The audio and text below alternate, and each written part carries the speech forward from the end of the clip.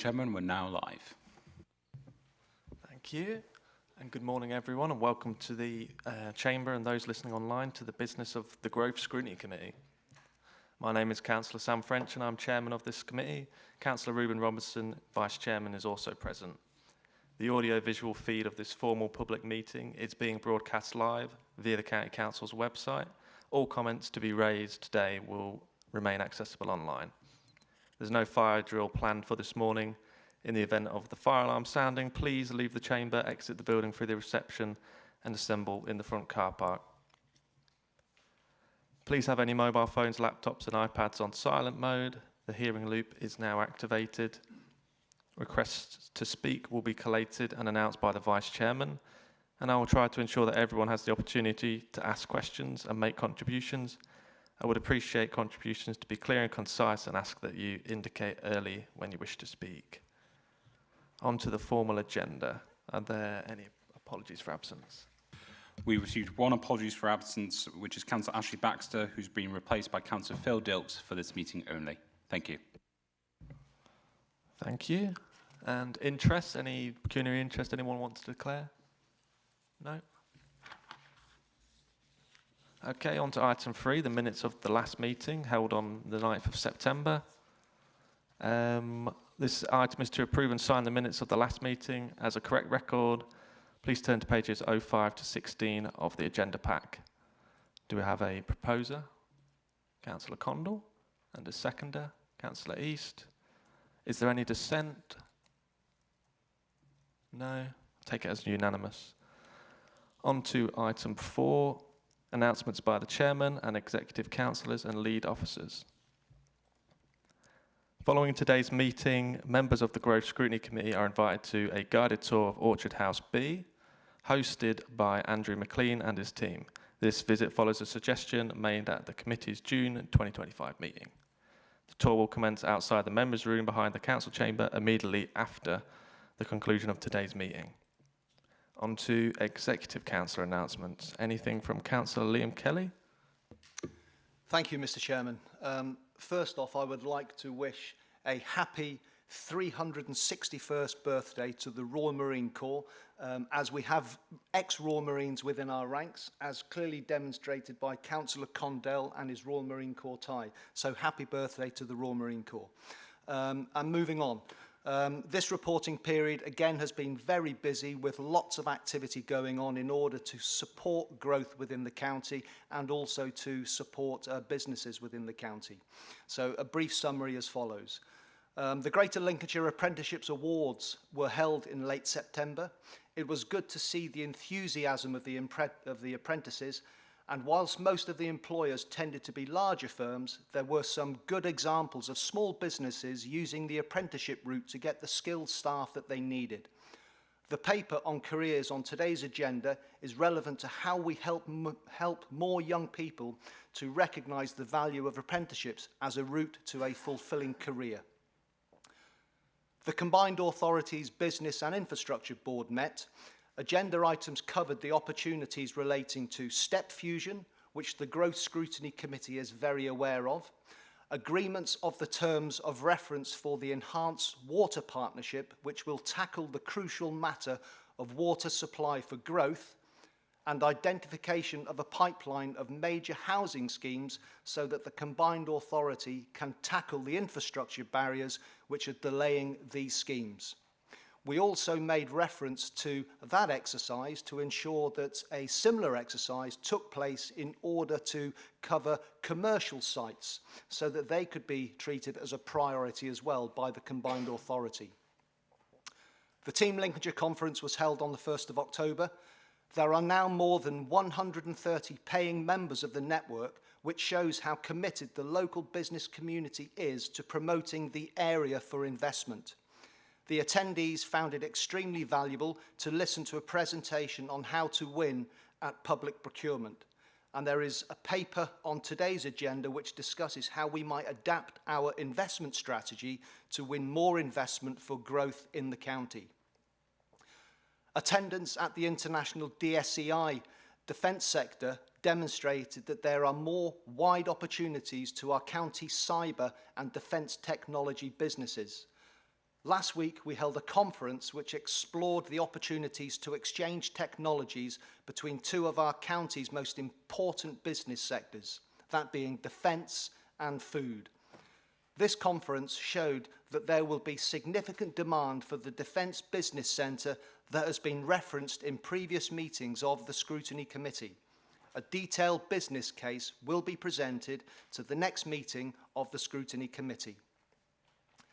Last week, Hornbeam Business Park in Horncastle was opened, having been delivered on time and, crucially, on budget. The project, which was a partnership with East Lindsey District Council, meets a clear market need, and 2 plots have already been sold.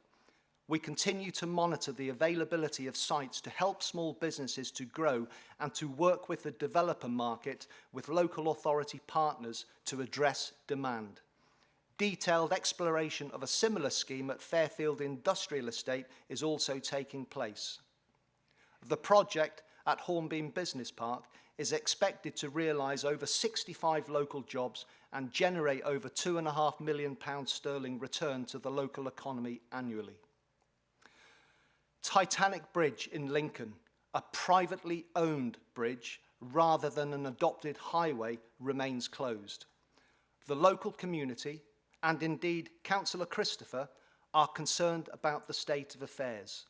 So are we as landlords to Oak House, our business centre with conference facilities and 18 offices in that part of the city. Therefore, we are pressing the owner to come to a resolution which meets the needs of the local community. We are also looking into the 2001-2002 Oak House contracting decision-making and legal review process that signed LCC and the council taxpayer up to another long-term lease with a 20% liability on the ongoing repair, maintenance and refurbishment costs associated with that private bridge. So, lessons identified. The business centre portfolio. The LCC has 6 business centres around the county, supporting local businesses, and rightly so. But it's fundamental that these businesses don't impact on the finances of the county taxpayer.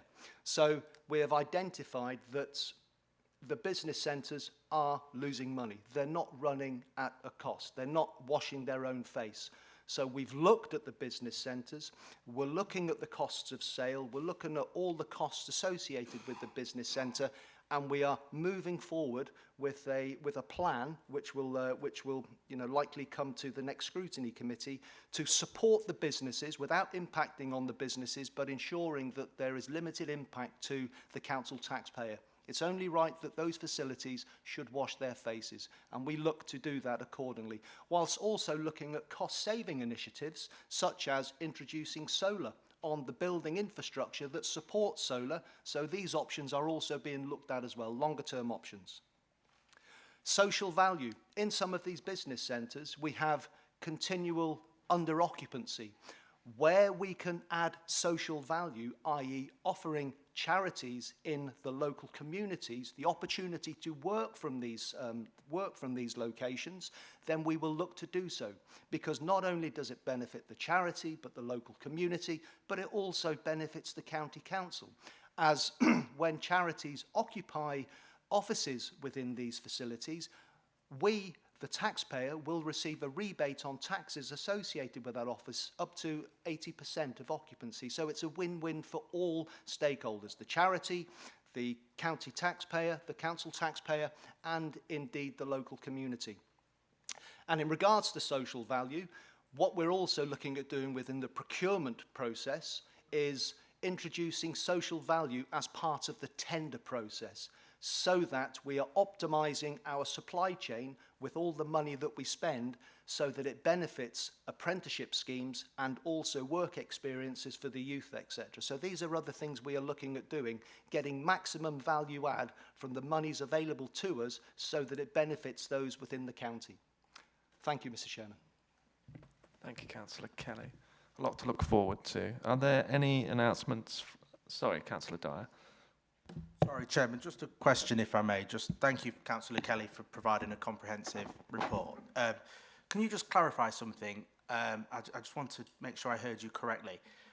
Did you say that the administration are considering selling off the council's business centres? Yes or no? No. So thank you for that. But so what's coming to the next scrutiny committee meeting? Because I heard it as if you were, because they don't wash their own face, they're going to be sold off. That's what I heard, Councillor Kelly. Could you just explain it, please, again, and just detail what's coming to the next scrutiny committee meeting? Thank you. Okay, what we're looking at doing is making sure that the business centres, you know, they wash their faces. At the moment, I'll give you an example, a live example that has been going on for years. In some of the business centres, we, the county council taxpayer, LCC, are charged 30 pence per kilowatt for every single kilowatt of energy used. We are charging back to the resident companies in those facilities 14 pence, which is a loss of 16 pence per kilowatt. As you can appreciate, that sum builds up over time. So we're looking at those type of things where we can affect and shape the cost base so that it doesn't impact detrimentally to the residents within the properties, whilst also not impacting on the council taxpayer.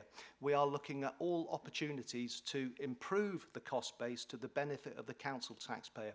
Also, schemes such as, you know, the business centre managers, you know, we're currently having to do repairs, etc., through corporate landlord. You know, as you know, corporate landlord, you know, uses ESPO and other organisations where companies make margin on margin on margin when they sub out to the ultimate person who's going to be delivering the works.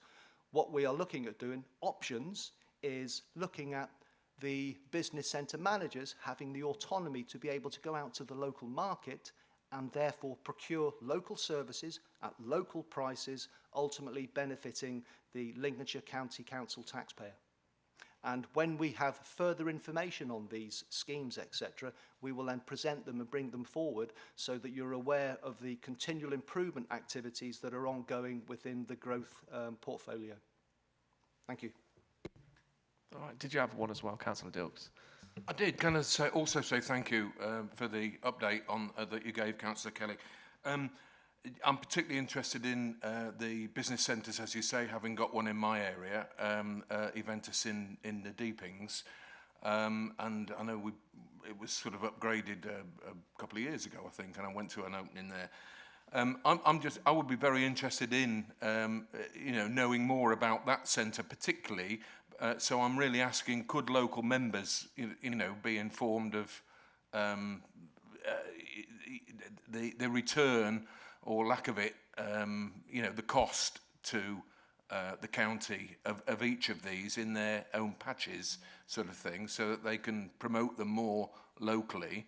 And just a slight sort of worry, they are obviously really valued, you know, as start-up business opportunities, and I'm just sort of worried that the, you know, I do accept what you're saying about the cost of electricity, etc. But you know, at the end of the exercise, is it going to cost more for these businesses to actually have the opportunity to start up?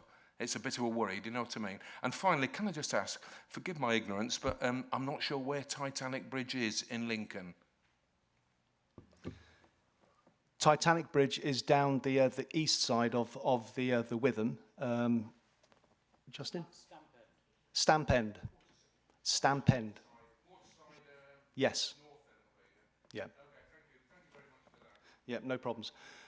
And Councillor Dilts, yeah, Eventus is a fantastic business centre, and I completely agree, you know, in regards to start-up companies and indeed current residents that have been there long term. Any decisions we make, as I said, we're looking at options, but any decisions we make will be phased, and we will always consider the second and third order effects of the decision-making process. And if any potential increases are considered, then they would be phased in so that they can be managed appropriately and not hit the businesses in any pockets. Everything will be done, and the second and third order effects will be considered accordingly. Thank you for that. Thank you. Thank you. Are there any announcements from senior officers? Nope. Okay, on to the main agenda. Item number 5, Economic Infrastructure Letting Strategy and Development Land Sales Strategy, Review and Update. A scrutiny report can be found on pages 17 to 66. The Council's updated Economic Infrastructure Letting Strategy and Development Land Sales Strategy outline the principles guiding the management and disposal of the Council's business centres, industrial units and development land. The committee is invited to comment on whether the proposed criteria appropriately balance economic benefit with cost efficiency in managing the portfolio. The report will be presented by Simon Wright, Regeneration and Portfolio Manager, and Mick King, Head of Economic Infrastructure. Over to you, Simon and Mick. Thank you, Councillor French. Yeah, I'd like to take this opportunity to brief the Growth Scrutiny Committee on the letting strategy and the land sale strategy. And I'd just like to first of all acknowledge... Yeah, is that okay? Thank you.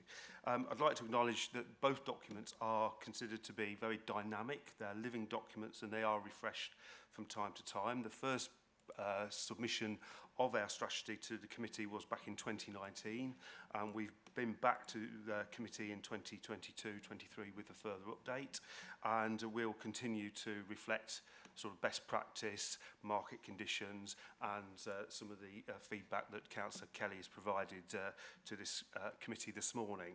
So I think what I'd like to do really is focus on the lettings strategy, in particular, and the land sale strategy, in terms of the criteria that the team uses when selecting tenants, and the balance that the team makes between supporting the economy and running an effective, fiscally responsible portfolio. And we do strive to find that balance. So the purpose of both documents are to provide guidance not only to the team of property managers and surveyors who are on the front line, as it were, but it also provides a useful reference point, I hope, to members, and also, very importantly, to prospective tenants, so that they can have an awareness of some of the criteria that we will look at when considering their applications to take a lease with us. As I've said, we've tried to create a dynamic document, and one that is very flexible. I would say that there is no single one-size-fits-all solution across the portfolio, and what might work on the business park or business centre in Gainsborough might be a very different solution to what we might apply at Aventis in Market Deeping. So the team have flexibility, but this sets out some parameters. We do try and maintain an appropriate tenant mix, and make sure that those tenants are complementing one another and not in competition with each other. And that is an important consideration. One thing I'd also like to stress this morning, please, if I can, Chairman, in terms of the land sale strategy, I think it's important to make a distinction between a previous paper that came to the committee in July, which referred to the corporate property estate. Our portfolio of development sites is held separately within the Place Directorate, and they are all, I think almost without exception, they are bare development land, which we are marketing for employment uses. So they're not repurposed or redundant council buildings that we're looking to repurpose. So I think that's a helpful distinction, I hope, to this committee. One thing we did look at when we brought this paper to you today is how we could make our leases more commercially similar to what the private sector might offer. And we found that quite challenging, because we didn't want to lose the very important principle of our portfolio, which is to support economic growth and create that soft landing space for tenants who are sort of making that transition away from their spare bedroom or garage into a commercial space. So, for example, we looked at should we review our break provisions and limit the break opportunities that a tenant might have towards the end of the lease. My advice to the committee is that that would not be a useful step to do, because it would actually have the counterintuitive result of actually discouraging tenants from moving on to bigger premises, which we are here to do. So, so we have looked very carefully at how our leases are structured in many ways, and we have come to the conclusion that they are pretty much fit for purpose in terms of the break provisions that we provide our tenants.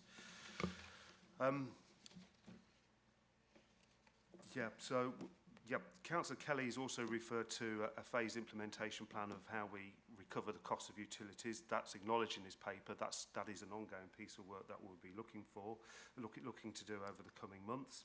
And that really is a summary of the papers, Chairman. I don't intend to go through the detail line by line in both strategies.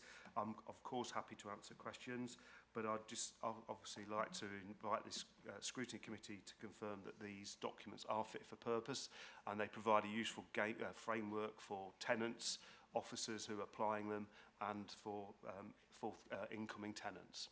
Thank you very much for your time. Thank you, Simon. Did you want to add anything, Mick? Or not to the paper, thank you, Chairman. I'm just here to help with the questions. thank you. Okay, Councillor Dyer. Thank you very much, Chairman. Do I have a few, as usual?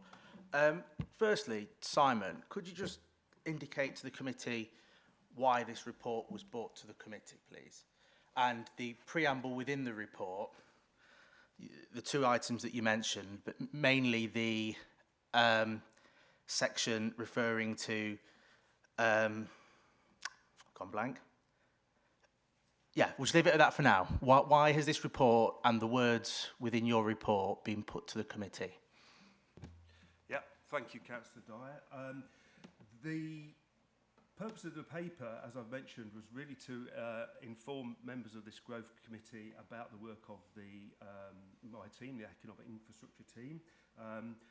It was programmed to be presented many months ago. In fact, we were working on the paper prior to May 2025.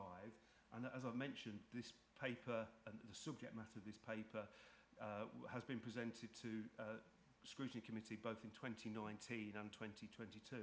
So it is this review of our strategy is undertaken every 2 or 3 years, and there is a strong precedent that after we've carried out that review, we do bring it before the Scrutiny Committee just to advise members of the work and to showcase, if members are interested in understanding what we do and why we do it, and they want to brief their constituents, there's obviously a resource document there for their reference. Supplementary. Chairman, thank you for that. And I remember when we last brought this report in 2022 or 2023, I remember there was an underlying reason to bring it to committee to get something signed off, an amendment to the policy.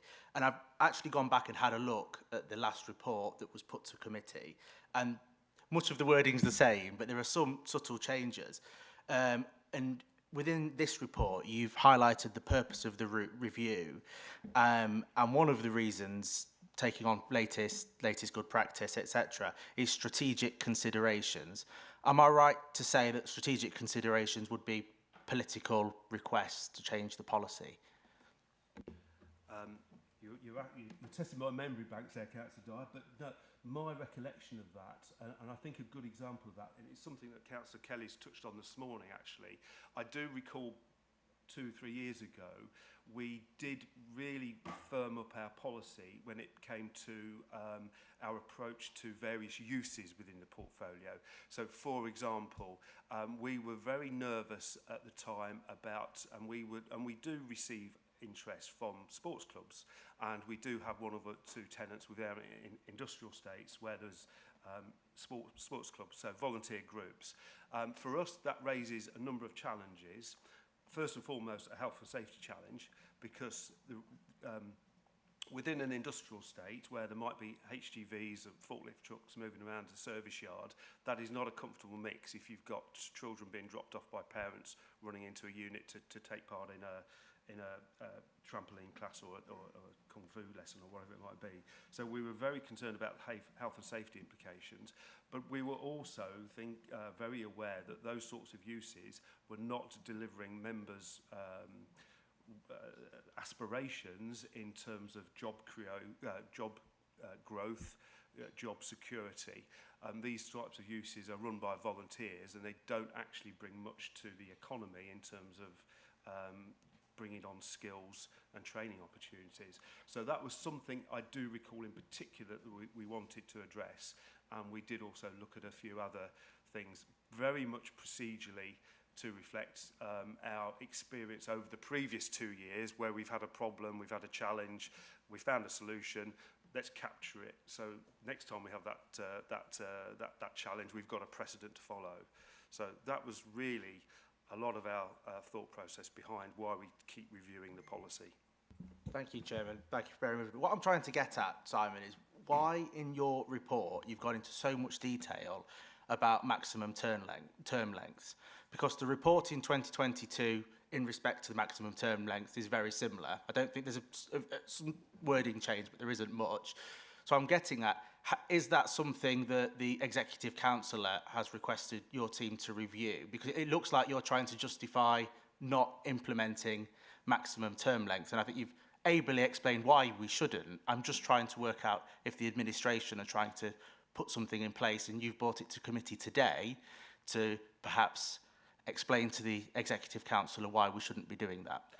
Some more context would be appreciated, Chairman. I may be wrong, but if someone can answer my question. Justin, do you want to jump in on that one? Yeah, no, I asked them to bring it. I think it's right that we do bring the policies because we have close on 200 tenants, and therefore it's important that they are given proper scrutiny of the conditions in which we support them. And it's fair to say that one of the challenges that I've given to the team is about saying if philosophically we are about giving a leg up to small businesses who are starting, what we need to do is to make sure we've got sufficient provision. And therefore, what I asked Simon and team to do was to take a look at if we were to introduce something in terms of maximum length, what would happen. So yeah, it's a challenge from me as the accountable officer to make sure that we're delivering against our objectives. Thank you for that, Chairman. I apologise to Councillor Kelly then for making that inference. But just on that, because I was going to say that with the void level, I think Oak House is around 50%, the hub's around 50%. The council's not really in a position, is it, to start talking about maximum term lengths and getting rid of tenants, because some of them have been there a very long time. So I'm pleased to hear that, and I'm pleased to read Simon's conclusion within his report.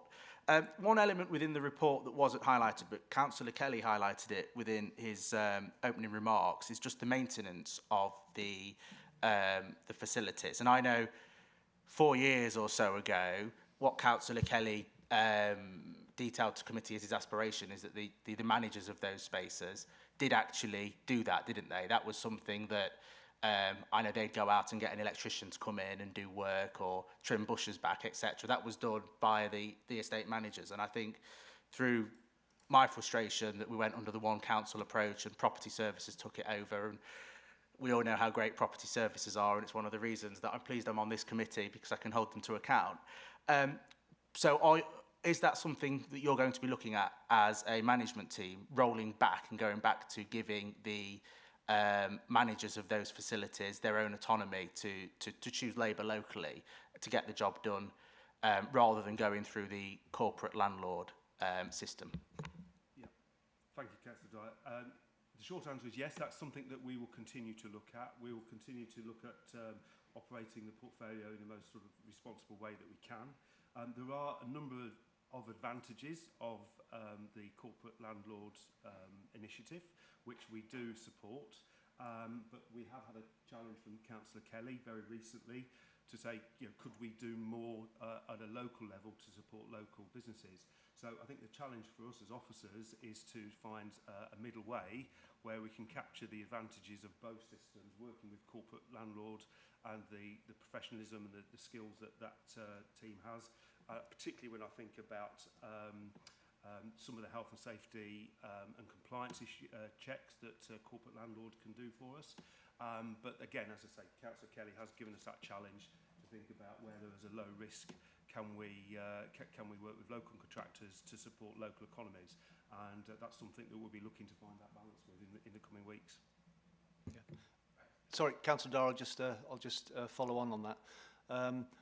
We are looking across this portfolio and indeed, across, a lot of areas in the council to ensure that we are delivering best value for money. However, that must be tempered against the liabilities and the risks of whatever solutions we look to optimise. So we will always take into account second and third order effects of our decision-making process.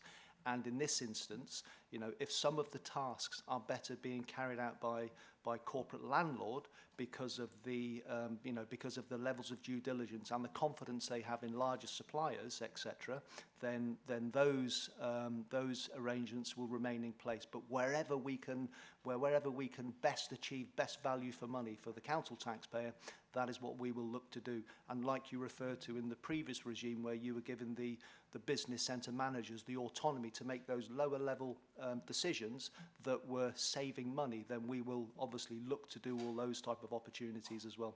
But everything we do will be balanced against risk, not only for financial risk, but also for other risks associated with the tenants of those facilities, because they're all great facilities being run by very competent staff, and it's really good to see and a pleasure.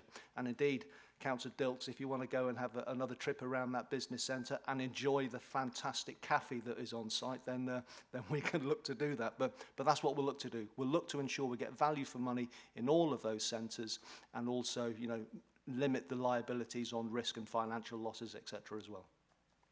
Thank you, Chairman. And then just two minor points from me. Just on the two attached reports, Simon, in future, would you be able to present it to the committee as track changes, just so we can see what's changed from the last report? Because I had to go all the way back and compare the two just to see what had changed.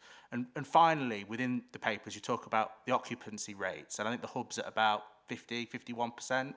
I was just curious to know, because it's been a long time since I asked you, have we got tenants in the workshops yet at the hub, or are they still vacant, or have they been repurposed? Thank you. Yes, we have. We do have some tenants. There has been a bit of churn in the workshops, but I'm pleased to say that we do have, I think about 50% of those workshops now occupied now. So, yeah. Sorry, Chairman, just to reiterate one final point. In regards to the business centres, we don't want them to run as commercial entities. We are there to provide a service and support to our local business communities. But what we must ensure is we're providing best value for money for the council taxpayer as well. And we have to meet that medium requirement, etc. There's a line that we have to achieve, and we are currently on that journey collaboratively together, whilst analysing the potential risks to all the other stakeholders at the same time as well. Thank you, Chairman. Thank you. Councillor Condor, and then on to Councillor Dilks if you've still got one after. Thank you. I'm picking up again on the occupancy rates there. Overall, they're good. However, there's 3 sites that we do have quite high occupancy rates. What's being done to mitigate that and bring it to the attention that we've got space for people to push businesses in? Yeah, thank you, Councillor. We do a number of activities to promote and raise the profile of the centres. So, for example, the team at the moment are very proactive. We regularly hold coffee mornings and CPD events, and we promote those across, not just to our tenants, but across whatever town our business centre is located in. So we do what we can to raise the profile. It is a challenging economic climate at the moment, so it's not always easy to attract tenants. But we hold the portfolio for very specific reasons, which is to support those incoming businesses. And we actually, in some cases, it can be useful to have that surplus space so we can respond quickly to market challenges and needs. And so overall, the portfolio running at about 80% is something that we are comfortable with. I think that compares well with other private sector landlords. I understand that. I understand the reasons why we may want to have some empty space, but as we said, the hub, Whole Beach, 50%, and from what Councillor Dyer said, that seemed to have been quite a long time. It's that sort of rate. Is there, I'm not saying something wrong, but is there something that we can do to promote it even more? Well, again, it's something that we keep looking at. We advertise all of our properties on websites like Zoopla, so we do as much as we can to raise a profile. One thing, excuse me, it might just be worth mentioning this. We have looked at employing marketing agents from time to time. What we found is that the way without going into too much detail, forgive me, without the way that the agency fees are structured, that we would actually be paying more to the agent for their traditional agency fee than we would collect in rent itself. So we do use agencies from time to time. We do on our land. But we don't find it would not make economic sense to employ an agency on our units. So as I say, it's something that the team are very much focused on. We do benchmark our performance against local other similar facilities in neighbouring towns, and the team will continue with that social media posting, with the CPD events that we'll invite all businesses in the local vicinity to. We have drop-in centres, our growth hub advisors use our centres. So we do what we can to keep the profile of our centres as high as possible, and we'll continue to keep that under review. Councillor Kelly. Thank you. Councillor Condell, in regards to your question, where the portfolio has higher than normal levels of under occupancy, like we've said before, we're scoping the potential opportunity to look at social value, to look at those charities that are within the communities so that they may have the opportunity to utilise those facilities. And as I said, that then benefits the local community, the charity, and indeed the council and the council taxpayer as a whole. So those type of initiatives are currently being scoped, and there will be further information that comes out. We should always maintain a reserve so that those fledgling companies, those sole traders or whatever who are thinking of starting, they have somewhere to go to. It's incumbent, it's responsible as us, as a county council, to provide that facility should it be required, at least have the option. So hence why we're not going to run it as a commercial entity where we want 100% occupancy, because we must have a level of reserve in order to satisfy the growth and fledgling company startups, etc. But where, as I said, we have greater levels of under occupancy, that then gives us the flexibility in order to support local charities and the local community. Thank you, Chairman. Thank you. Councillor Dilks. Thank you. Interesting debate. Thank you ever so much. I think it's really useful that we've had it. I read the papers and I thought, why are we even thinking about chucking out tenants after a certain time? So I'm really pleased to hear the background and the context in which that was even considered. It does seem to...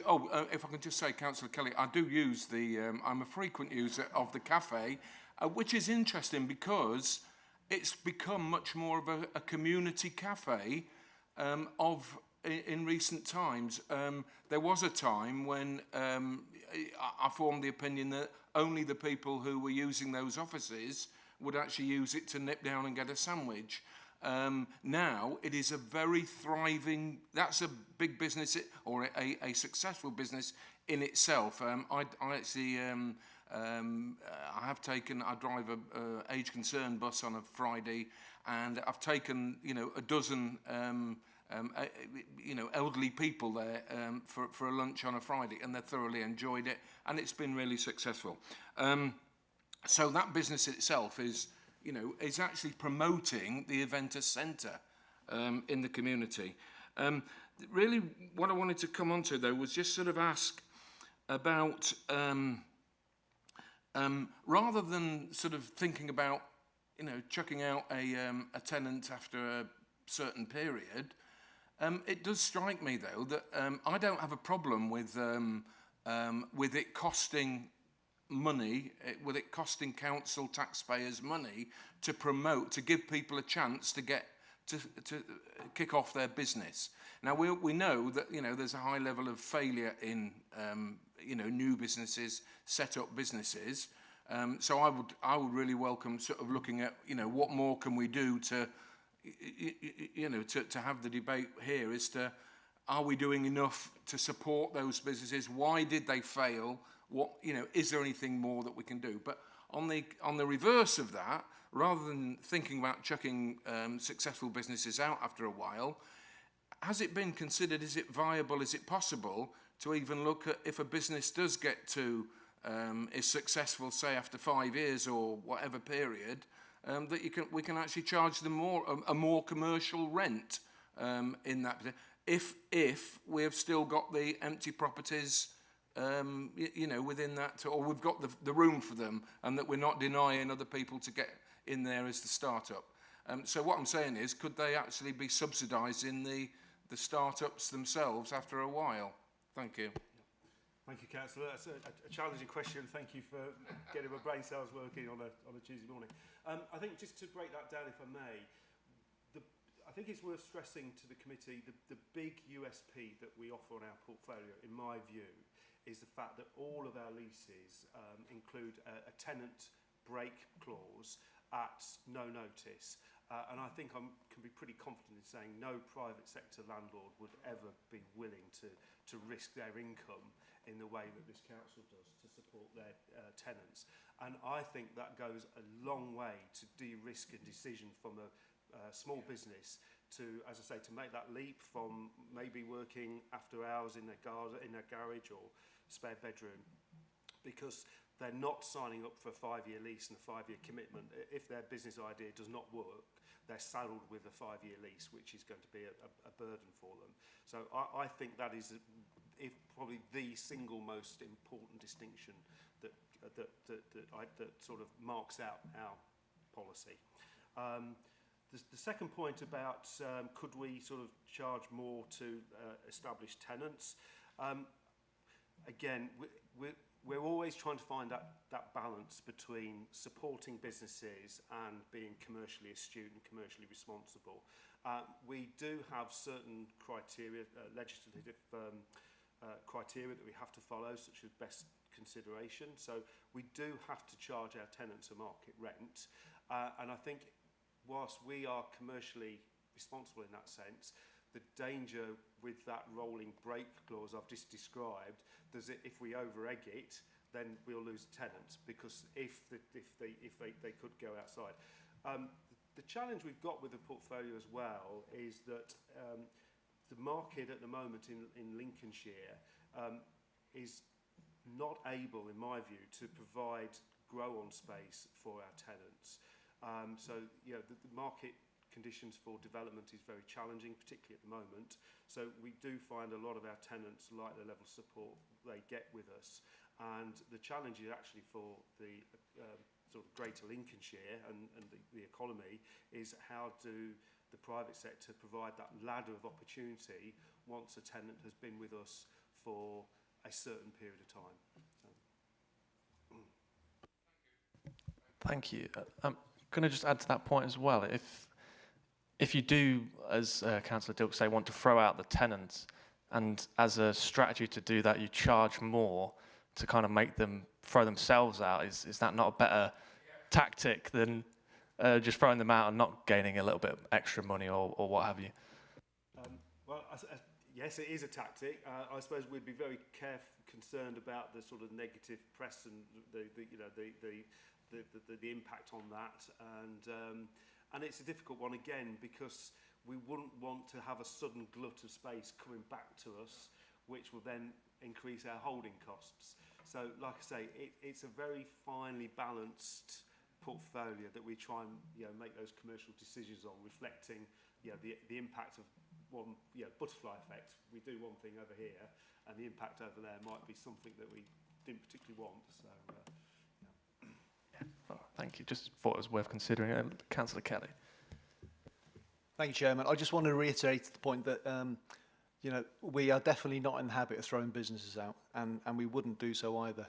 We will support businesses as best as we possibly can do, and if businesses go through difficult times, then we will do everything we can to support them so that we can help them on their road to recovery, because their success is our success, and it's very important that we do continue to support them. But other options that we're also looking at is, within our lease arrangements, is giving us that little bit of flexibility to be, if all of a sudden a business, makes a massive fortune and they become a worldwide massive known entity, etc., then it's important that if they are potentially getting a subsidised utility costs, for example, then we're able to recover that at fully. So we have to have that level of flexibility within our contracting and leasing mechanisms where we can have those price review points put in accordingly. So, we will, wrap our arms around businesses as and when required within these business centres, but we will also, do everything we possibly can do to mitigate the costs accordingly to the council taxpayer. Thank you. Thank you. I think Councillor Corey is next.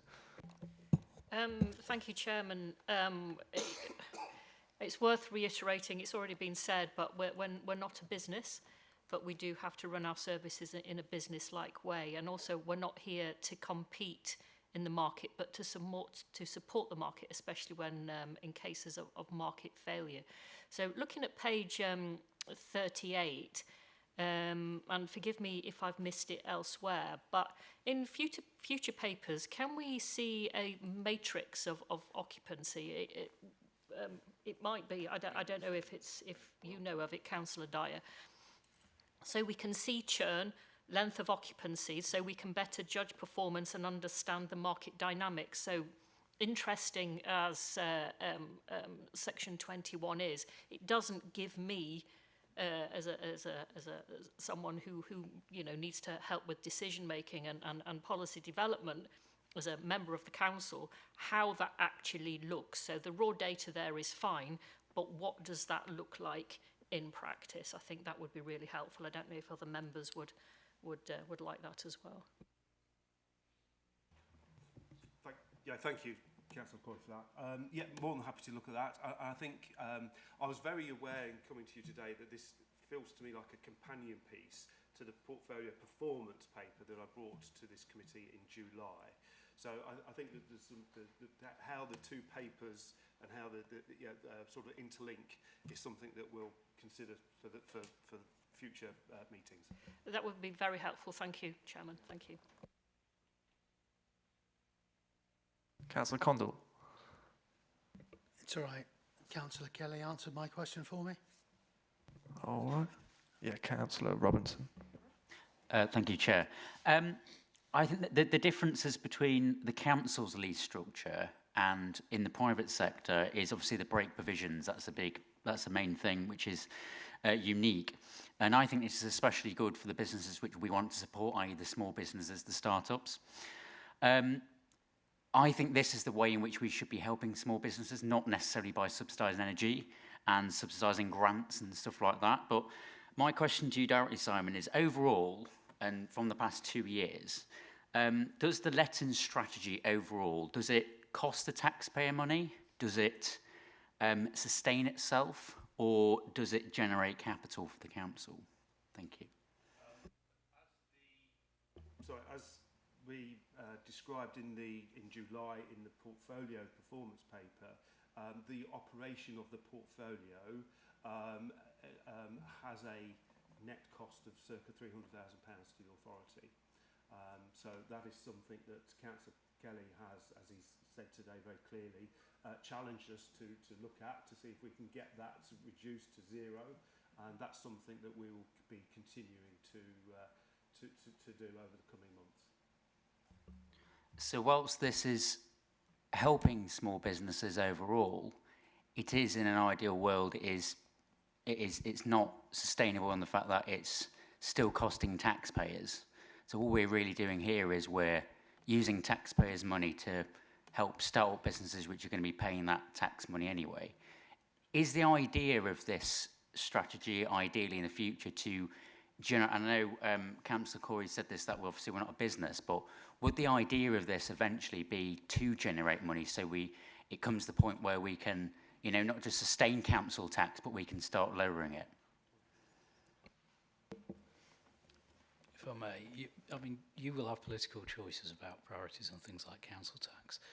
The way that our budgets are made up, and you'll have budgets coming to the January meeting of this Scrutiny Committee and to look at, is that we are filling gaps where the market is failing.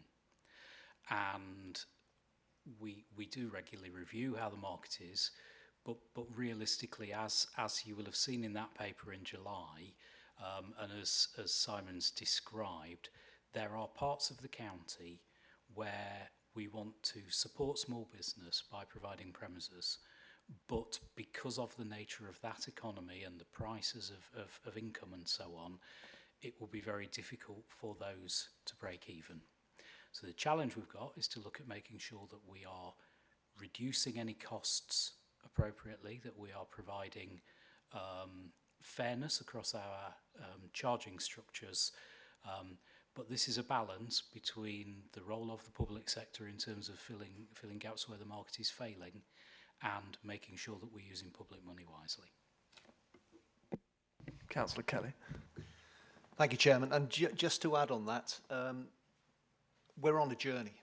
You know, we've identified, you know, our cost base, so we know where we are now, and we're looking to achieve, especially for the business centre portfolio, you know, for the business centre portfolio to wash its face. Not interested in making a profit, because we're there to provide a service to our local community, etc., through hard times, and indeed there may be harder times to come, so we have to be there to support them. We have to be flexible to be able to support those business centres.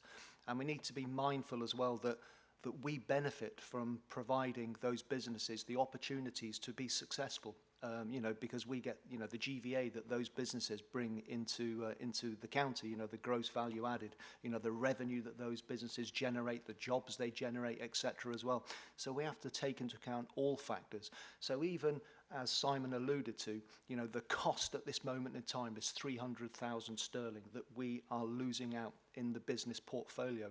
But the GVA that those business centres are providing, when you measure it against the losses, it'll probably break even. But as I said, what we're trying to do, as always, is look at continual improvement, and where we can make those efficiencies and where we can squeeze the prices, etc., not necessarily the prices to the residents, but the prices utility costs, looking at using different utility companies, different local suppliers, etc., where we can achieve those efficiencies, then, you know, that's the journey that we will do. In regards to making a profit and running as a commercial entity, I would say no, not at this time. And I wouldn't consider those things because, you know, we are on that pathway, we're on that journey. You know, possibly LGR may throw up opportunities later on down the line to think like that, but we are not in that position at this moment in time, and I dare say we will be in that position in a few years' time either. It is a journey we're on, and we're currently, you know, scoping out and mapping out that pathway. Thank you. The aim is to become sustainable whilst also supporting the businesses within that sector as well in the end run. For the business centres, remember the county council portfolio of assets is large, but the business centre element, you know, my ambition would be for the business centres to wash their faces, you know, to be at nil cost, to be running at nil cost to the county taxpayer. And bear in mind, you know, when commercial companies, when commercial entities operate, you know, they have their they have their annual operational expenditure, you know, the normal costs associated with running that business, you know, and the maintenance costs with running those facilities. And they also make provisions, you know, they make provisions or sinking funds, etc. So if a large item, let's say the AC system within a building costs £90,000 and it's got a 10-year lifespan, then they will ring fence 9,000 a year. So in 10 years' time, they've got the £90,000 in order to replace that system. You know, we as a county council don't do that. We don't have sinking funds. You know, so not only are we operating at a 300k loss at this moment, but when you look at the other costs, you know, we don't have sinking funds for these type of assets. Those are the type of things that we're going to be looking at as well, so that, you know, there's less impact to the council taxpayer. But it will take time. It's a journey, and as I said, it's about identifying our start point and then mapping out a clear pathway to achieve that end state objective. Thank you, Chairman. I see energy subsidies are a big chunk of that loss, aren't they? And is that why you're really trying to push the solar panels on the roofs to try and make them as sustainable as possible so we don't have to fork out for subsidies for energy? That's correct. But not only will it benefit us as the council and the county taxpayer, but it also benefits the resident companies as well, because they will get cheaper energy bills because they're billed on a monthly basis based on their usage. Perfect. Thank you. Thank you. Councillor Corey has something to add.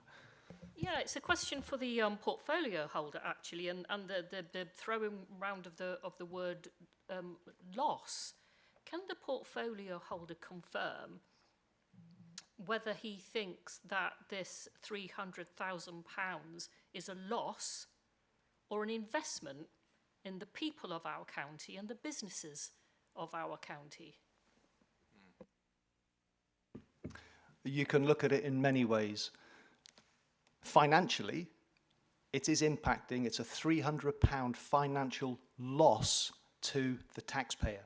However, from a business perspective, the benefits from it, like I say in regards to the GVA, when you measure it against the financial loss, because it is costing money, but the GVA will equal out that financial loss. So overall, like I said earlier, it is likely a benefit, or it's breaking even when you take into account GVA and social value, etc. But from a purely financial perspective, it is costing the council taxpayer don't take into account the benefits, it's costing the council taxpayer £300,000 loss annually. When you take into account the benefits, at this moment in time, it's likely equaling out. But what we want to do is to reduce that financial loss so that it's of greater benefit to the council taxpayer. Councillor Dyer. Sorry, just to clarify something, I appreciate we've probably gone off the spec of the initial report, we might get a telling off, but just something that you've mentioned, Councillor Kelly, and off the back of something that Councillor Robinson's mentioned. So it's a net revenue budget contribution of, and within the report that we received earlier this year, it was £341,000. Councillor Robinson's just made a point about the electricity situation, which you've described to the committee, Councillor Kelly. And I'm not going to put you on the spot. I wouldn't expect you to know the figure off by heart.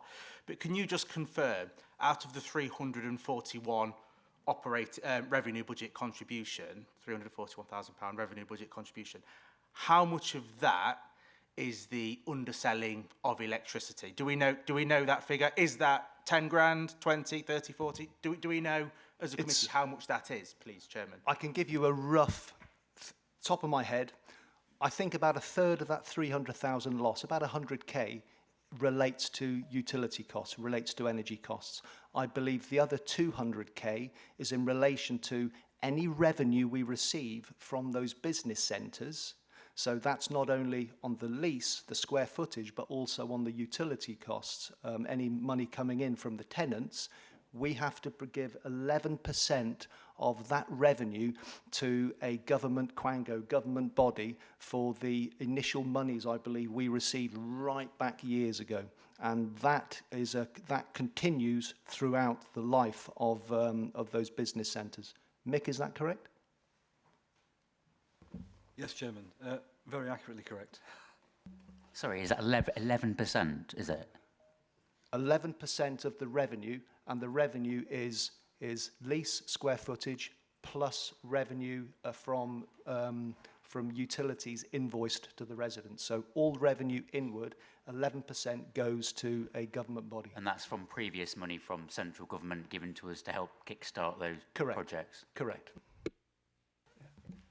Thank you for that, Councillor Kelly. Could I ask then, when this comes back in June, July, whenever you're back in front of us, Simon, could one of the metrics that you report to committee be on the savings of the energy? If it's 100k, as Councillor Kelly's just highlighted, could we have an update on where we are with that in June, July, whenever you're next at committee? Is that something that can be provided, please? Are there any more questions, Councillor East? Thank you, Chairman, and thanks everybody for a good debate. Thank you, Simon, and your team for your report. I find it quite interesting that, you know, we have this ability to help stimulate business. It's very important for us to grow in our county. Does the sort of full force of sort of business development fall within our remit to help our customers? You know, are we providing the full service to generate the growth? And if when they do grow, to sustain themselves and move out of our relatively small premises, could we sort of maybe encourage the private sector to pick them up? You know, could we sort of develop a scheme where we work with the private sector to take our small seeds and grow them bigger? Thank you, Councillor East. I think what I've described is very much a bricks and mortar solution, which reflects the specialism of the team. And I think you're absolutely right. There are other not bricks and mortar solutions that we can do to support our tenants. And I touched on a couple of examples earlier. So we do have strong links with our growth hub advisors. We have drop-in clinics, which we host in our buildings for our tenants to come and get advice from the experts about any particular challenge that they might have in their sector. And I'm sure there will be opportunities for this committee to understand more about the work of that particular team, which we work very closely with. In terms of working with the private sector, I think that's a reasonable challenge, actually. As I've mentioned again already, it's a very difficult climate out there for the private sector to fill the gap between once a tenant has outgrown our space. So I think that there should be an opportunity to have a conversation with that private sector to understand how we do that, and we might be able to resolve that or provide some solutions for that when we consider what our strategy is for our land sales. So, for example, we are selling development land. We've had two, as Councillor Kelly said already this morning, we've sold 2 of our 3 plots at Horncastle. One of those purchasers is going to be building small industrial units. So I think we do have a role to try and kickstart how the private sector sort of steps up once we've done our bit, as it were. So, Ms Harrison. Thank you. Councillor East, may I just follow up on what Simon was saying? So I head up the Business Lincolnshire Growth Hub, which is part of our business support service across all of Lincolnshire. And our advisors do link directly in with the business centres. They do hold drop-ins and clinics. They do go and see the businesses. But this support is fully funded by the government and covers all of Greater Lincolnshire. For us, it's about getting that message out so that people do know that they're aware. But the advisors are very much attuned to how can that business grow, looking at, they operate a balanced scorecard approach. They'll go through a process of the growth ambitions of the business and work it through. And they do handhold to find new premises. So if a business has got to that stage where they've outgrown and looking to move somewhere else within the county, we will talk them through, look at the options, and have a warm handover. So that is inherent as part of our services across the patch. But I'm pleased to say the Growth Hub paper is going to come to the next committee, so you'll be able to hear a little bit more about that service that's happening countywide. Thank you. All right, moving on to the motion.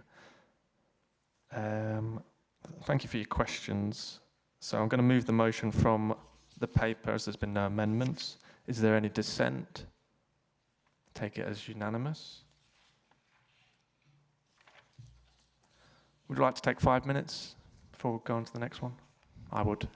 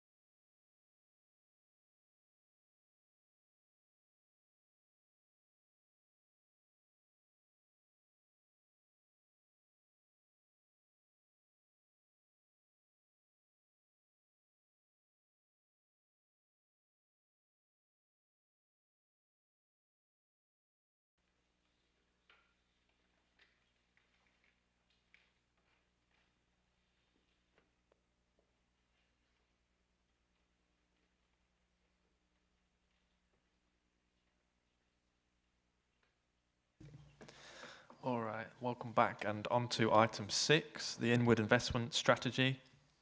The report can be found on pages 67 to 108 of the agenda pack. It outlines the background and future direction of Lincolnshire's County Council's inward investment strategy, highlighting the county's key industry strengths and plans to enhance visibility within both the UK and international investment markets. It also explains how the inward investment team has refined its approach to distinguish between inward investment and business engagement, ensuring more focused, locally connected and targeted delivery. The report will be presented by Tony Reynolds, Inwards Investment Manager. Over to you, Tony. Thank you, Councillor French. The purpose of the paper articulates the next phase of our strategy, which was originally delivered in 2023. So building on the knowledge and educating the investor community around unique sector opportunities that Lincolnshire represents. Developments in artificial intelligence and its applications to both the agri-food and defence sectors provide a unique opportunity to differentiate Lincolnshire nationally and internationally. Additionally, planned infrastructure unlocking land for development represents a new varied investor opportunities. Our plan is to develop further sector propositions and to build a prospectus to market these opportunities at investor events that we hold across the county, national and international investor events, for example, UK Reef, which is held in May every year, currently in Leeds, and trade missions arranged via the Department of Business and Trade and the Office for Investment. Finally, to undertake further research into overseas growth and FDI, so foreign direct invested business acquisitions in similar sectors, building deeper bilateral relationships and collaborative investor engagement. I'll leave it at that, Councillor French, and happy to take any further questions. Thank you. Okay, are there any questions? Councillor Condell. Thank you for the report. It was interesting reading, if somewhat long for me. I'm interested in the clean energy that we're looking at there, and I'm not quite sure whether it's Tony or Justin who will be able to answer. What do we mean by clean energy, and how are we promoting it and securing investment in it? I can feel Tony breathing down my neck. So I think it's important to recognise that Lincolnshire's energy sector, so businesses like Siemens, Cummins, Caslett, people like that, employ around about 6,000 people.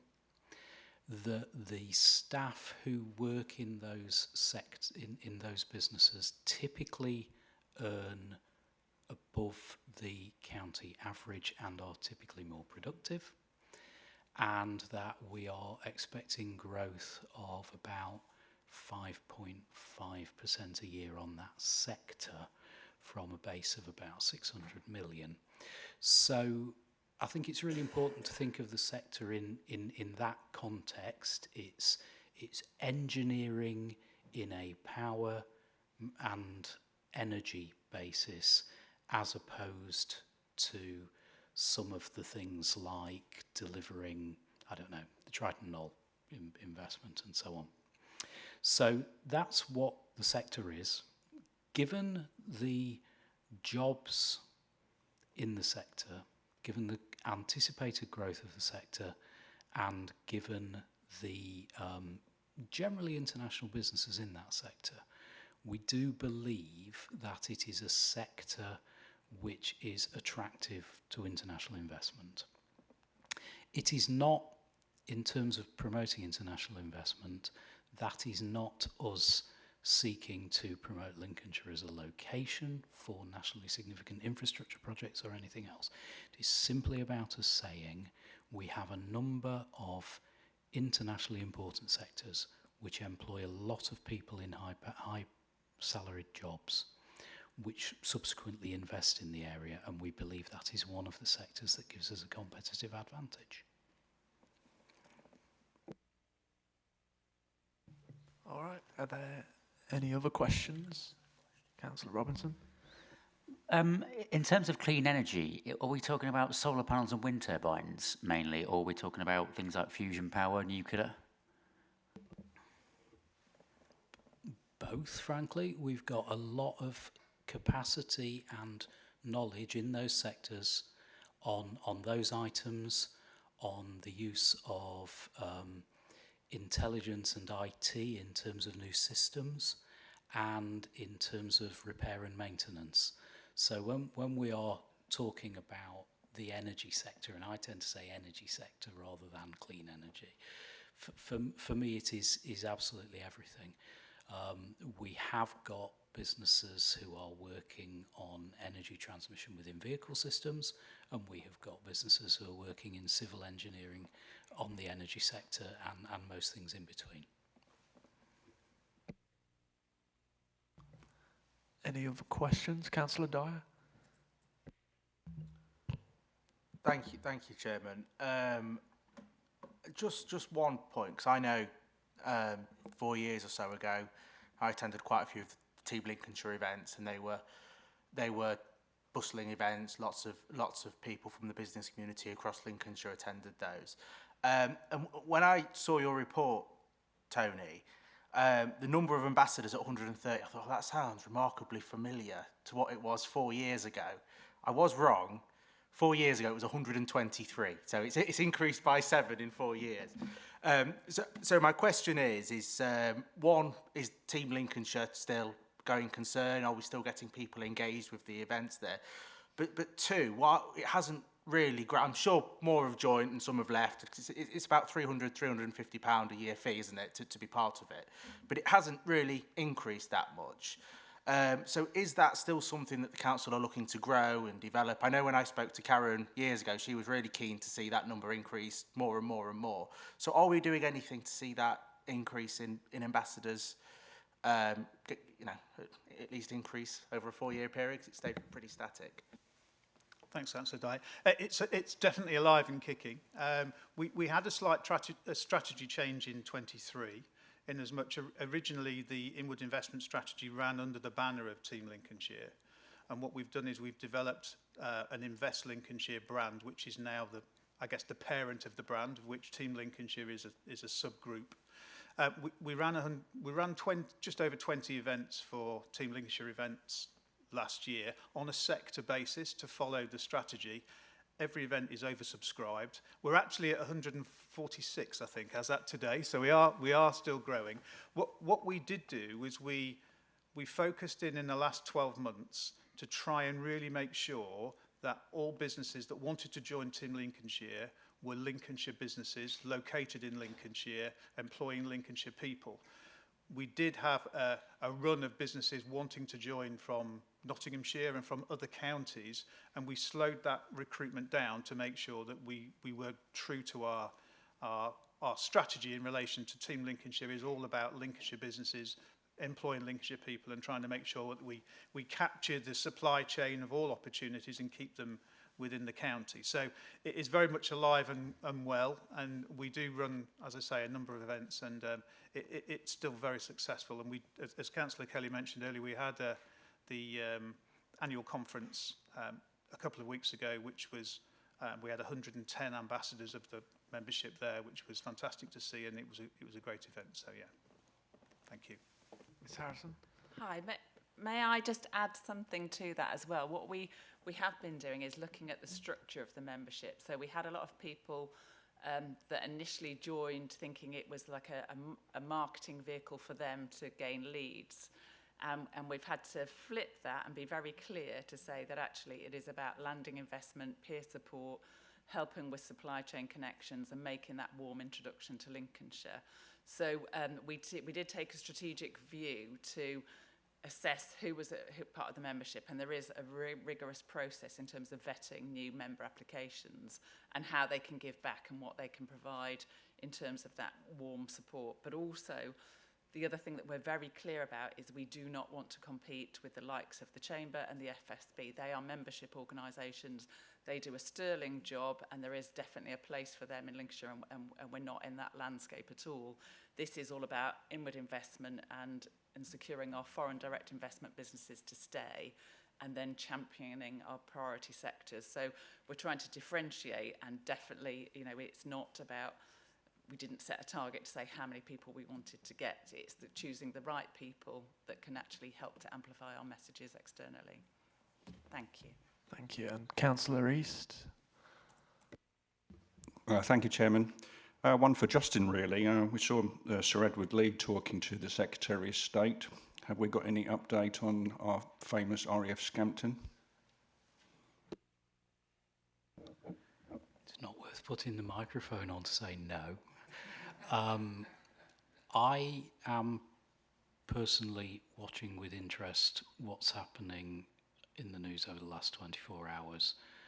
And I don't think you've had a response, have you, from the Secretary of State to your letter? So all a little disappointing. I think in terms of business interest in the site, we know there are a number of businesses who are interested in the site and in being part of wider investment decisions. So this is very much about unlocking where the government is with that particular site. Again, if you think about Tony's paper, he's identified defence sector as a big priority, and that is one of our assets. So hopefully the thing will unlock and we can do something. It's a really long way of saying no. I do apologise. Yeah, thanks for that. You can see from the great exhibition just recently that the defence sector is massive here, and we really need to support it as quickly as possible to capture that here in Lincolnshire. Councillor Kelly. Thank you, Chairman. Just to reiterate, I think we all saw David Lammy at the box yesterday saying that he didn't know when asked the question and that he would provide a written response. But all of us in the chamber, you know, we all want what is best for Lincolnshire, and we will continue, you know, all stakeholders will continue to press the Home Office so that the site is released ASAP, so that we can continue to develop growth within Lincolnshire. So yeah, so hopefully David Lammy is watching this live on YouTube, etc. So David, get your pen and paper out and get a written response into us ASAP. Thank you, Mr. Chairman. I support that as well. Councillor Condell. Hi, I'm just looking at Appendix C here, the investment events. Did someone from Lincolnshire attend all of these events? And if they did, what did we get out of it? So no is the answer. The purpose of putting the events in there is just to articulate the type of events that run in the sectors we're particularly interested in on an annual basis. So that's 24, 25. What we're looking at is attending some of these events based on our sector prioritisation over the next 12 months, which is part and parcel of the extended strategy. So we did attend some of them. So UK Reef, for example, we attended as a local authority, and the Mayor attended as well. But we don't attend every event. Councillor Kelly. We attend everything we possibly can do. For instance, the DSEI event in the Excel Centre in London recently. I mean, that was the world's biggest defence exhibition to date. And we went down there and were working collaboratively with Lincoln University, and it was a fantastic exhibition, you know, promoting Lincolnshire, etc., and also providing us with a roadmap to look at other future opportunities as well. But in regards to collaboration and supporting growth, you know, we are working with the Greater Lincolnshire Regional Defence and Security Cluster. We attended the International Bomber Command Centre last week, which was an event that was over 100 companies represented there, you know, in defence and security. You know, so there's a lot of there is a lot of good activity taking place, not only in defence but in agri-tech as well. And one of the key areas that I'm keen to look at going forward is that this last 6 months has been looking at the ground level, seeing what's happening, identifying the areas of pain, identifying the areas that we could look to improve upon. And I think that that, you know, one area that we should look to support is being able to identify the network and the influencers, etc., and have those deep, meaningful conversations with influencers at the higher levels in order to shape those funds, etc. and make sure people at the higher echelons in London and such like are fully aware of what Lincolnshire has to offer. And I know that the mayoral authority, you know, Dame Andrea Jenkins, etc., are looking into that as well and fully supporting the growth opportunities within Lincolnshire. Thank you, Chairman. Thank you. Councillor Corey? Thank you, Chairman. Samantha's partially answered the point that Tony raised about out-of-county memberships, and that you've had to have some rationalisation because it's not a membership organisation in the sense that, as we know classically from the Chamber and from the FSB. So can you just explain a little bit more how you work with the Chamber and the FSB, and how we can capture interest of people, of organisations outside of the county that may be able to add some value without taking value out of the county, if that makes sense. Thank you. I'll take that question. So, so in terms of the Chamber and the FSB, in terms of the Economic Development Department, wherever we can operate events in partnership with membership bodies, we are very keen to do. Also intermediary organisations, banks, accountants, etc. We all have a different client group. For me, it's about how we can amplify our message and reach as many people as possible. And the Growth Hub does work in tandem quite... we have various elements that we, for example, when we do procurement work, we do it in partnership with the Chamber and the FSB. When we're trying to reach certain sectors, we'll align. So not necessarily as much on the foreign direct investment work, but mainly on the local business support, and we do look at that opportunity.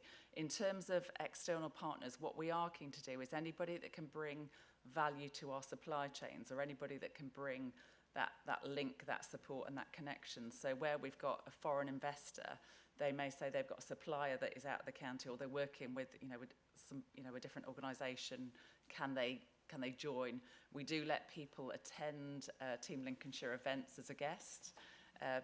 So that, so we do operate it in that way, but it's not, we're not chasing people from external counties. It's all about referral and that kind of that warm introduction rather than making sure we stay local. Thank you. Thank you. Are there any more questions before we move on to the proposal? No? Okay, I'll move the proposal from the report. Is there any dissent? No? Take it as unanimous. On to item number 7. Skills Bootcamp update. The Scrutiny report can be found on pages 109 to 130.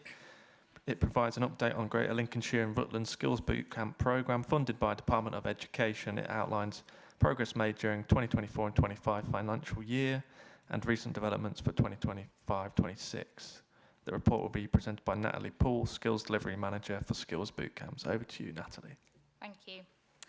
This report provides an update on the Greater Lincolnshire and Rutland Skills Bootcamps programme, funded by the Department for Work and Pensions. This report provides an update on performance against delivery in previous financial years and an update on the current wave of delivery. Skills Bootcamps sits within a wider framework of employment and skills provision.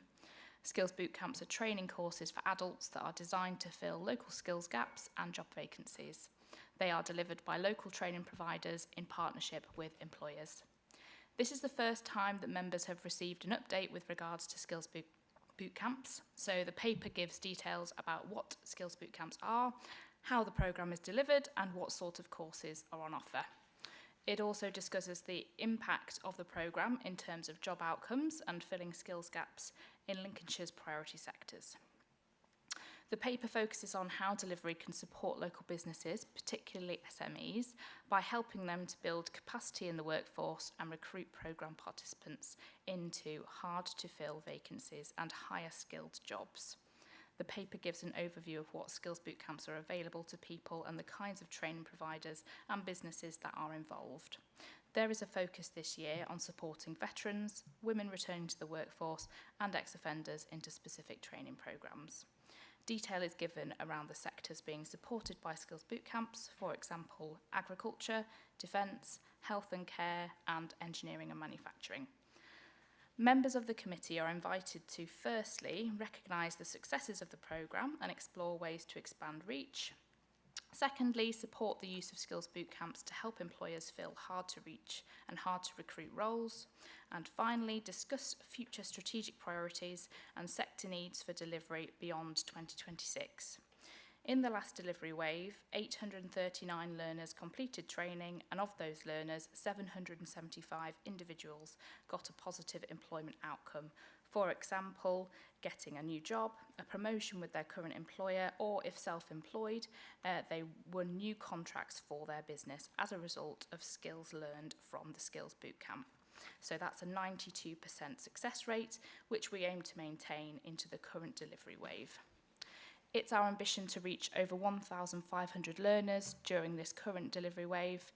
We have introduced new skills bootcamps to meet demands in construction, early years education and digital, amongst other priorities. Overall, the Skills Bootcamps programme is performing well and is having a positive impact on local people and businesses, and we welcome contributions from the committee regarding current and future delivery. Thank you. Are there any questions, please? Thank you, Natalie. Councillor Condell. Thank you very much for the report. I've got a couple of questions. One I'm hoping is relatively easy. Is there a reason why the details for the Skills Bootcamp is only available on request on the website? Is that on the To Aspire website or the... Yes. So we have a platform called To Aspire, which advertises all of the adult learning provision that's facilitated by the County Council. There is a page dedicated to skills bootcamps. I have received some feedback recently from other partners to say that we need to strengthen that advertising of the programmes. So the courses are detailed on that page, but there is more we can do to showcase what is available to people. So thank you. Thank you for that. And the second one, the second question, I'm not really sure you can answer. However, since there's a reference to it in here, I'm going to ask, and perhaps you can pass that information up along the chain there. So the national framework, the Gatsby benchmarks, within there, the statutory guidance says that it should, or schools must deliver at least 2 weeks of work experience to every student by the age of 16. From personal experience, going through the rigmarole of filling in multiple forms to try and fulfill their criteria, it works as a detriment to employers to actually complete those forms. Is there any way that we can pass this up and get it changed so it is one form, and that one form can be passed around all schools or all colleges that are asking for the information? I think that question's better directed at Lee, who's leading on the Careers Hub paper. Is that okay, Lee? Yes, certainly. Do you want me to take that answer now, Councillor, or wait until after I've presented my paper? I think the two papers may have got slightly confused because we're operating with the skills element. So Lee will be able to cover that in his paper, if that's okay. Or, yeah. Okay, thank you. Are there any other questions? No? Okay. I will move the proposal from the report. Is there any dissent? No. Taken as unanimous. On to item 8. Greater Lincolnshire Career Hub, next steps on working with business and schools. The Scrutiny report can be found on pages 131 to 144. This report updates members on the Greater Lincolnshire Careers Hub, outlining its roles in supporting the Council's ambition to help learners build their futures within the county. It explains the national framework, including statutory careers guidance, the Gatsby benchmarks, and employer involvement. The Hub aims to bridge the gap between strong growth opportunities in key sectors and local challenges of low productivity and economic inactivity by connecting schools and colleges with employers to raise skills, aspirations and inclusive growth. The report will be presented by Lee Douglas, Careers Hub Lead. Over to you, Lee. Thank you, Chair. Thank you for the opportunity to present this paper and update on the work of the Greater Lincolnshire Careers Hubs and the next steps we're taking under County Council leadership. This is the first time at Scrutiny, and the paper gives an overview of who we are and what we do. For Lincolnshire, the challenge and the opportunities are clear. We have major growth sectors, but we also face persistent skill shortages, with too many of our young people leaving the area to pursue their best next steps. The Careers Hub exists to bridge that gap. The Careers Hub model is the government's delivery mechanism for careers education in England, funded by the Department for Education and coordinated nationally by the Careers and Enterprise Company. Locally, this programme is delivered by Lincolnshire County Council on behalf of the whole of Greater Lincolnshire. Our job is simple but powerful: to connect schools, colleges and employers so our young people can see, understand and access real career opportunities right here in Lincolnshire. We do this through the statutory guidance for careers education, the Ofsted inspection framework and the Gatsby benchmarks for good careers guidance. We now work with all 113 secondary schools, colleges, special educational needs schools and alternate provisions across Greater Lincolnshire and are supported by more than 250 given our volunteers from business, 110 enterprise advisors and 13 cornerstone employers. We make it easy for businesses, especially SMEs, to get involved, from giving an hour to hosting visits or shaping modern work experience placements. The paper highlights a crucial challenge. Learner interest is lowest in the very sectors where employer demand is highest. Through targeted employer engagement, modern work experience and campaigns like Apprentices Make Some Noise, this paper demonstrates how we're working to close the gap and keep more of our young talent in the county. Specifically, this paper invites members to review the progress of the Careers Hub, comment on any future plans for expansion and deeper employer engagement, advise on how the Hub can demonstrate clearer outcomes on job awareness and our benefits to the community, explore options to extend and scale the Apprentices Make Some Noise campaign as a flagship Lincolnshire initiative, and indeed become a volunteer yourself. I'm happy to take any questions. Thank you, Chair. Thank you, Lee. Are there any questions for this one? Oh, and yeah, you can answer Councillor Connell's question. Thank you, Councillor.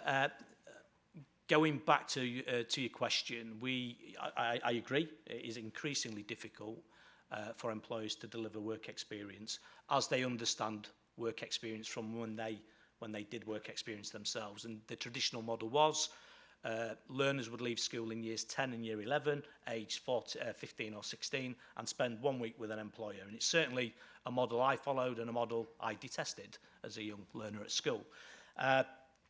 There's a number of things here. Firstly, the onus is on an employer to provide employer liability insurances and abide by the health and safety executive. That's the same executive that schools must abide by as well. However, schools do create their own policies to ensure that learners are safe.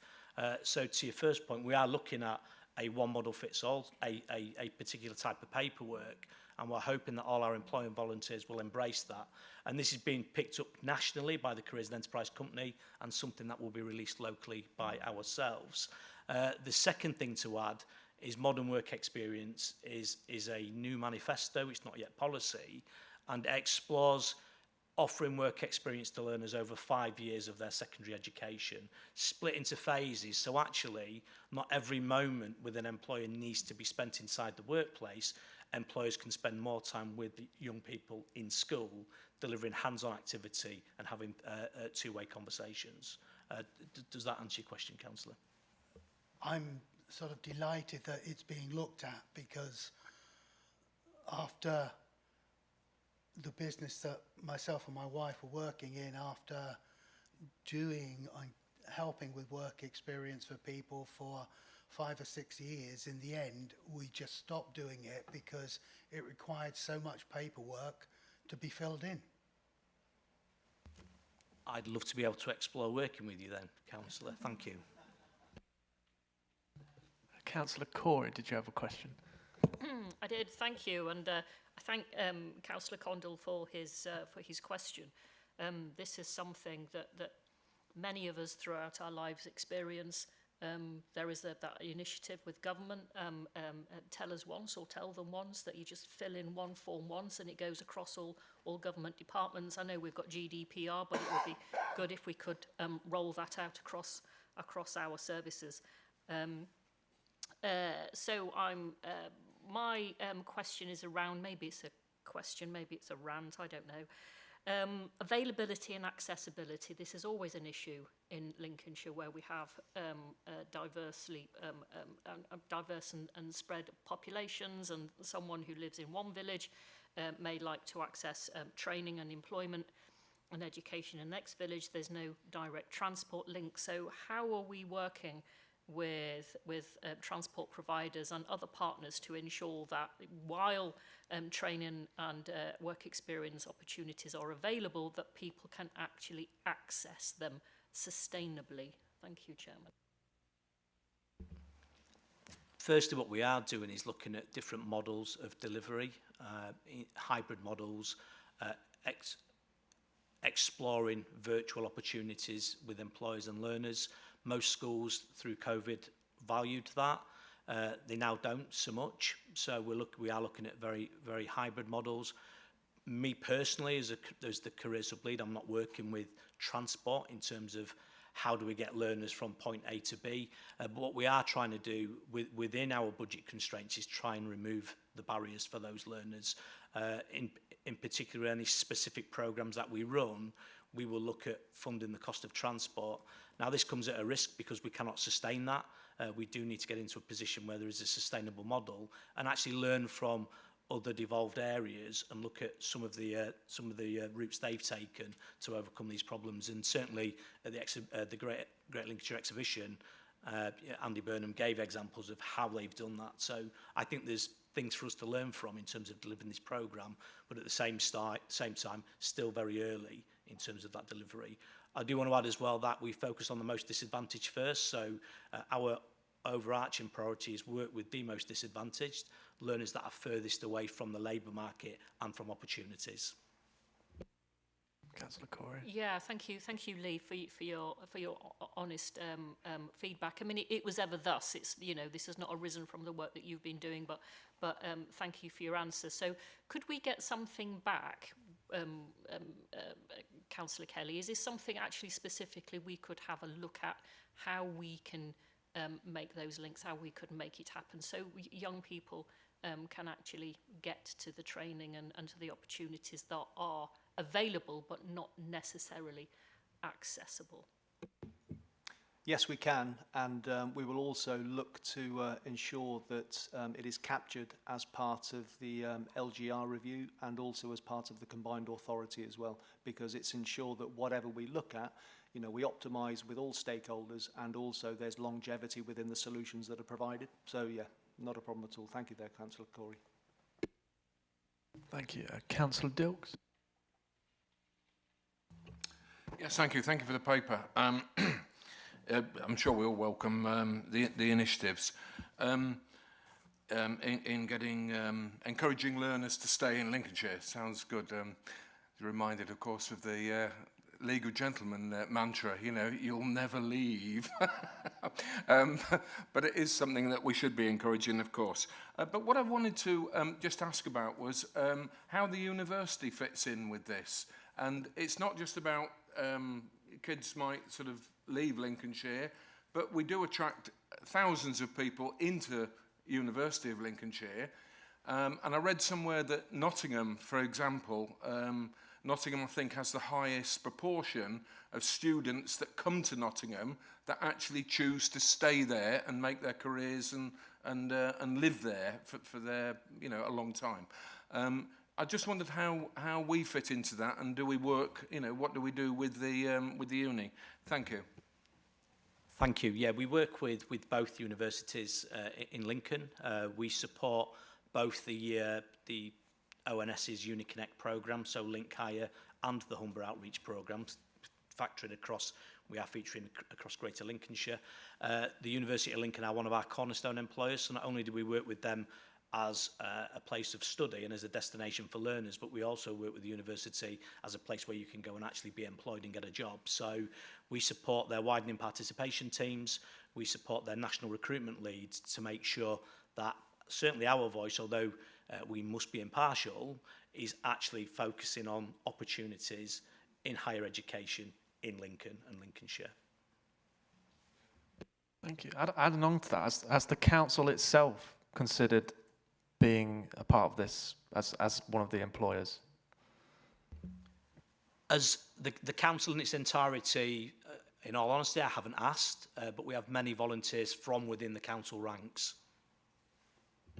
Councillor Kelly? Sorry, just on that, Chairman, we are looking at, as I said, introducing a social value component within our procurement processes, and we're to have a working group soon, so that as part of the tender process, you know, bids will be scored, and a part of the scoring will include social value. And in that social value, depending upon the threshold of the revenue that could be generated to the supplier from funds received into LCC, you know, a tender will score better if it's offering up apprenticeships to Lincolnshire people, you know, as part of that contract. And also, you know, as I said, depending upon the threshold, if the tenderer is offering work experiences, etc., as part of that tender solution, then, you know, we're looking to do everything we possibly can do to enhance the availability and the stakeholders being involved within apprenticeships and work experience. And, you know, we have millions, hundreds of millions of pounds of money going out to the supply chain, but we're currently not optimising that to the best value add we can get. So the working group we're going to have is in order to optimise that and to shape that going forward in our procurement processes.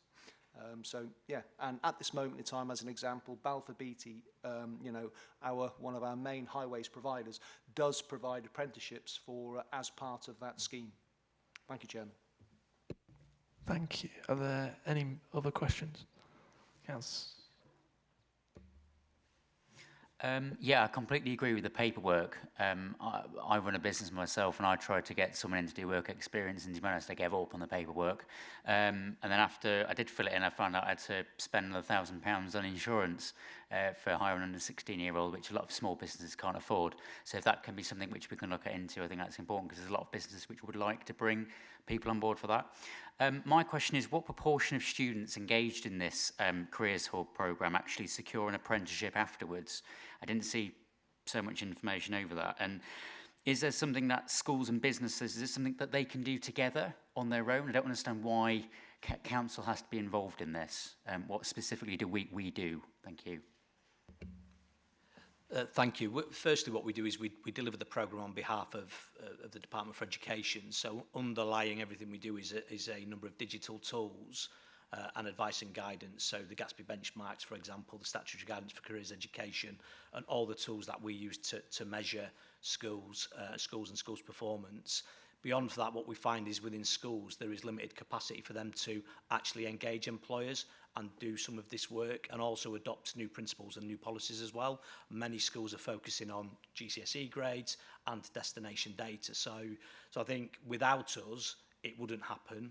And I think when the connection services did stop and this duty was passed on to schools, we're still suffering from that. So, you know, Careers Hubs have been working for the last 8 years to tighten this up. I take your point though, Councillor. My ultimate aim is to get my job right so you don't need me. And that's where we want to be. Your second point, sorry, can you just remind me of your second point? It was a question about the proportion of students who get secured employment in the end. So it's not, schools have the statutory obligation to track their learners for 2 years. It's not something we do as a function. However, each local authority has destination data for their learners. So if there are the recommended service level agreements between training providers and offers of apprenticeships, that should be able to should be tracked. That statutory obligation probably falls within the Children's Directorate in terms of how many learners move and how many learners become NEET, for example, but it's not the data we hold. Okay, thank you. So but mainly it's in what we do in the council really is try and find out where the gaps are in the market and try and fill them and come up with databases, and we're in direct contact with businesses to try and get them on board and then hand that information over to the schools. Is that correct? To a degree, there's a lot more in it than just here's employer A to school B, crack on. So what we tend to find, and we've experienced this, is we will engage employers, and generally the employers we're engaging are those that come to us and say they have a skills gap, or they have a future skills need, or they have apprenticeship vacancies, and can we support them. What we will then do is try and strategically match them with the school in their locality. What we then do is support the relationship. If that employer wants to become a volunteer, we will provide CPD to the employer, we will DBS check the employer, and then we will work with them until they build a relationship. At a point in time, what we want to do is hand the relationship over to schools, because we're only a small team ourselves. That's the bit we've got to get right, is that relationship management between the school and between between business. Yeah, I think that's important. I think there are a lot of kids coming out of school now. I know me specifically, I came out of school not even knowing what VAT is, yet I knew what the 5 pillars of Islam were. Do you know what I mean? I think really schools should be about getting him prepared for life rather than learning subjects which really we don't need. I know there's a lot of subjects within schools which I would like to change, and I think we should be forcing kids to look into business and look into skills and things which are going to actually help them in life. So I think this is a perfect opportunity to push that forward. So thank you. Councillor Kelly. I just want to sort of reiterate just say, my sort of aspiration, and it's not just within this team here, but it's across the council and it's in schools, etc. as well. But I feel and believe that we are all stakeholders in the future of the youth, and it's up to us, and especially, schools, parents, the council. As I said, we're all stakeholders, and I firmly believe that children should be exposed to what opportunities are available to them at a much younger age, so they can see things, they can see the local opportunities to them. If children think that farming is just going out and picking up potatoes from a field or cabbages, and don't see the other sides that like Rise Home Park provides, such as the agri-tech, the automation, the AI side, and all those other aspects to what those industries have, then we're missing an opportunity.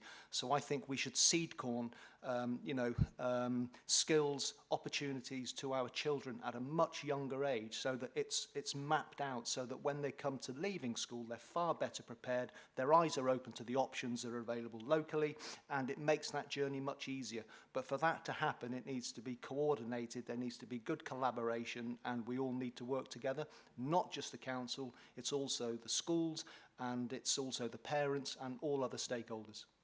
Thank you, Chairman. Thank you. Are there any more questions? No? I'll move the proposal from the report. Is there any dissent? Taken as unanimous. On to item 9. The growth scrutiny. Oh, I missed one. No. The Growth Scrutiny Committee Work Programme. This is the last item on today's agenda, which can be found on pages 145 to 150. The item enables the committee to comment on the content of its work programme. The report will be presented by Chiara Hatsioanu, the Scrutiny Officer. Over to you. Thank you very much, Mr. Chairman. Members, the work programme is a standing item on this committee's agenda and provides a snapshot of the work streams that will shape the committee's business for 25 to 26 and where possible beyond. Its purpose is to ensure that scrutiny remains focused, constructive, fair and independent, enhancing the transparency of Council's business and operations as well as decision making, and strengthening accountability amongst decision makers. There are currently no changes to the version of the work programme included in your agenda packs. And I would like finally to encourage members to continue suggesting topics or thematic areas relevant to the Scrutiny Committee's remit, either during the public meetings, as we do today, or by approaching me offline after the meetings directly at your convenience. And this concludes my update to you, and I'm happy to take any questions or provide any clarifications. Thank you. Councillor Dyer. Thank you very much, Chairman. Since the last committee meeting, I exchanged one or two short emails with democratic services. And could Chiara please just, for the public record, confirm that the democratic services have agreed that the windmill strategy, the traveller site strategy and the county farms strategy will now be coming to the Growth Scrutiny Committee when they are programmed to do so.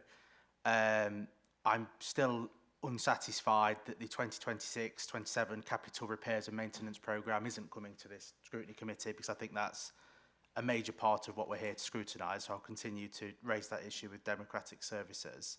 And finally, I'd noticed last week that there are some there's an issue with the Billinghay Community Pool, which is a property owned by Lincolnshire County Council.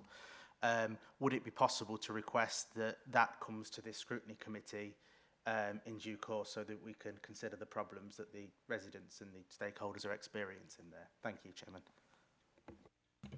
Thank you very much, Councillor Dyer. So I will start a bit backwards. So in terms of the Billinghay Community Hall, this is the first time this comes to my attention. No, that's absolutely fine. Just clarifying that I have not neglected to respond to you in relation to that. So I'm really happy to explore this offline with you and look into the possibility of having a report if officers do feel that this is constructive and it meets the requirements and criteria for coming into scrutiny. Otherwise, we will be exploring any other options in terms of exploring what the issues are and how this committee can support in resolving those issues. Then moving on to the 2026-2027 capital repairs and maintenance programme that you have previously mentioned, both in your written communication to me, but you've also raised this in the previous meeting of this committee. And I would just like to reiterate that the reason that this item will be considered by the Overview and Scrutiny Management Board is due to the cross-cutting nature of the activity. It involves capital works for properties across place, LFR, and adults and children, and that is the reason why it has been decided that OSMB is the most appropriate structure to review this cross-cutting report and decision to be made. Now, again, in relation to the three reports that you have raised, and I'll start again backwards, so starting with the County Farms Strategy. This item was previously on the Growth Scrutiny Committee agenda. The only reason it has been currently removed is because the date is pending to be confirmed, but I can assure you that it will come back in the new year. I am not sure about the dates just as yet, but as soon as we have confirmation, it will be added again in the works of this Scrutiny Committee's work programme. Moving on to the windmill strategy and the traveller site strategy, and I will take these both because they have not been published on the forward plan yet. We are not sure when these items will be published and when they will be considered, but as we have previously communicated with you, it is our position that these reports are best suited to be scrutinised by this scrutiny committee. As it has been confirmed with you, unless we have any other compelling evidence closer to the date when these will be published, these are due to come into this committee for scrutinising. So I hope this helps and clarifies any points, and I'm always here to have a chat with you or any other member if you have any considerations or concerns about the work programme. Thank you very much. Is that all right? Yeah. Are there any other questions for Chiara? No. Okay, I'll move the suggested proposal from the report. Is there any dissent? No, it's unanimous. Thank you everyone for coming. That will conclude the meeting.